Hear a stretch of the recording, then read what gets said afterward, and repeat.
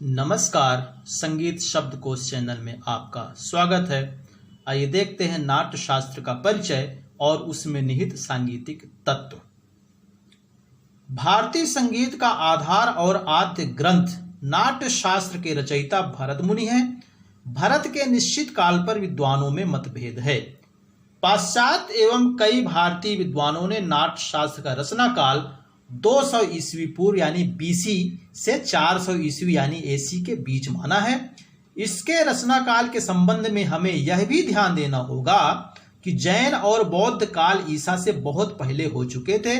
इसलिए यदि नाट्य शास्त्र की रचना जैन और बौद्ध काल के बाद हुई होती तो उसमें इन संस्कृतियों का उल्लेख अवश्य ही पाया जाता।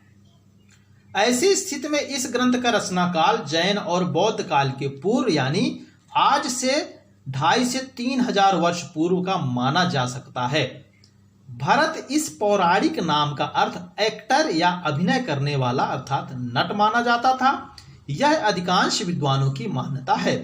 कुछ विद्वान भा, रा और ता अर्थात भाव, राग और ताल के ज्ञाता को भरत कहते हैं। भरत के जीवन और परिवार आदि के संबंध में कोई जानकारी नहीं प्राप्त होती। यद्यपि नाट्य शास्त्र में दत्तिल, कोहल आदि का उल्लेख पुत्रों के रूप में किया गया है।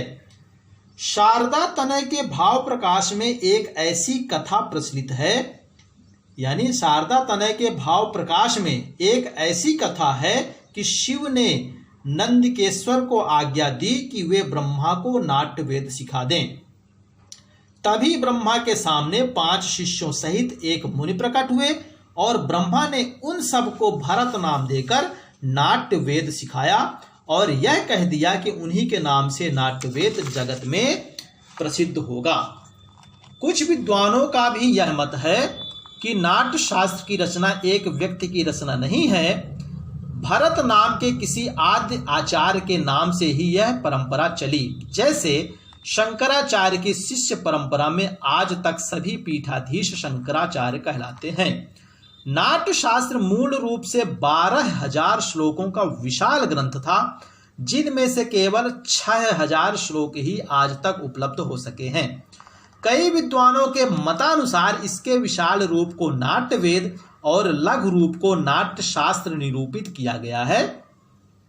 आधुनिक काल में प्रचलित संगीत का आदि पुरुष आचार्य भरत को और संगीत का प्रथम प्राप्त पूर्ण ग्रंथ नाट्य शास्त्र को माना जाता है।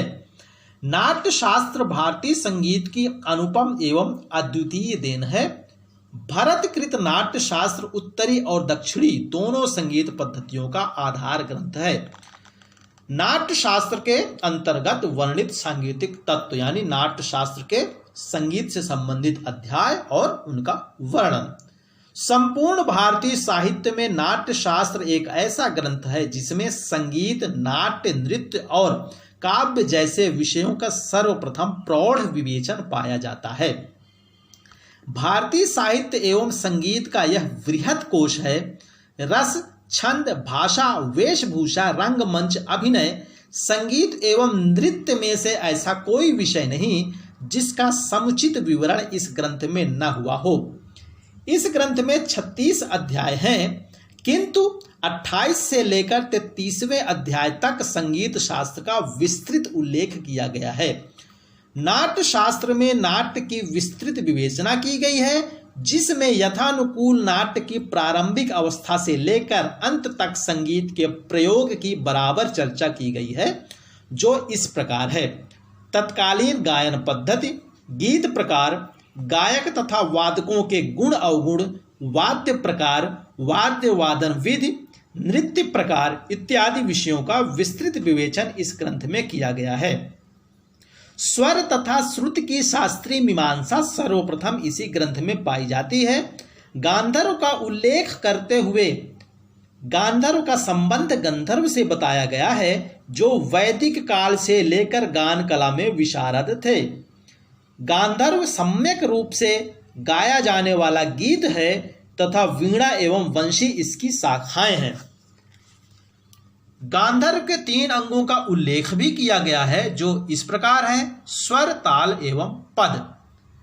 आतोत वाद्यों के 4 भेद, उनके लक्षण, त्रिविध प्रयोग विधि, स्वरगत विधि, तालगत विधि, स्वर श्रुति ग्राम, 2 ग्रामों की 14 मूर्छनाएं, 84 मूर्छना की ताने, साधारण विधि, स्वर साधना, जाति साधारण, शुद्धा विकृता मिलाकर 18 जातियां, उनके ग्रह, अंश, न्यास आदि का विवरण 28वें अध्याय में है। 29वें अध्याय में जातियों का रसानुकूल प्रयोग, वाद्य प्रयोग विहित, स्वर वर्ण अलंकार, गीतालंकार विधि, 4 धातु, 3 वृत्तियां, विभिन्न प्रकार के वाद्य एवं उनकी वादन विधि का विवरण उपलब्ध है। इसी प्रकार शंख, दुंदुभि, मृदंग, पड़ाव, वीणा, वेणु इत्यादि विभिन्न प्रकार के वाद्यों तथा वाद्य वृंद यानी आर्केस्ट्रा के वादन का उल्लेख निरंतर किया गया है। इन वाद्यों की ध्वनि मंगलप्रद मानी गई है। नाट्य के अंतर्गत ध्रुवा नामक गीत का विशिष्ट स्थान है। नाट्य में 4 गीतियों का प्रयोग निहित है। ये गीतियां हैं मागधी, अर्धमागधी, संभाविता एवं पृथुला। नाट्य में वाद्य वादन का प्रमुख स्थान है। वाद्य वृंद के लिए कुतुब संज्ञा प्रदान की गई है। इसी प्रकार एक और चीज ध्यान देना आवश्यक है, ये जो गांधर्व का जो प्रयोग हुआ है नाट्य शास्त्र में संगीत के लिए हुआ है, यानी संगीत को उस समय गांधर्व कहा जाता था। इसी प्रकार नाद के एक स्थान में असंख्य नाद और इनसे प्रकट होने वाली 22 श्रुतियों पर 4-3-2 4-4-3-2 के सिद्धांतानुसार स्थापित 7 शुद्ध एवं अंतर गांधार और काकली निषाद आदि स्वर, श्रुति अनुसंधान यानी सारला चतुष्टयी, 3 स्थान, 2 ग्राम, चित्रा विपंची एवं मत्त कोकिला आदि वीणाओं इत्यादि का संगीताध्यायों में विवरण प्रदान किया गया है। नाट्य में गीत वाद्य का प्रयोग संतुलित रूप में रखकर उसे आलात चक्रपति कहकर निर्देशित किया गया है। नाट्य प्रयोग में भाव तथा रस की संचार दशा को साधने के लिए गीत वाद्य का स्वरात्मक एवं तालात्मक प्रयोग किए जाने का उल्लेख है। इस ग्रंथ के 28 से 33वें अध्याय जिनमें उपरोक्त संगीत विषयक चर्चा की गई है, उन अध्यायों के नाम क्रमशः इस प्रकार हैं।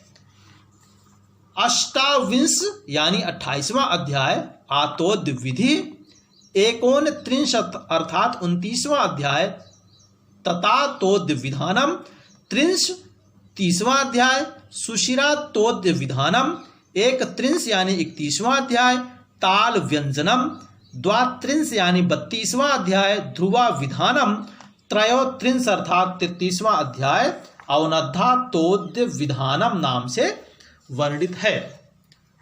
दोस्तों, आपको हमारा प्रयास यदि अच्छा लगा हो तो हमें जरूर कोई कमेंट्स करें और सुझाव दें, और हमारे चैनल को यदि सब्सक्राइब नहीं किया तो सब्सक्राइब कर लें और इस वीडियो पर लाइक और शेयर भी करें। धन्यवाद।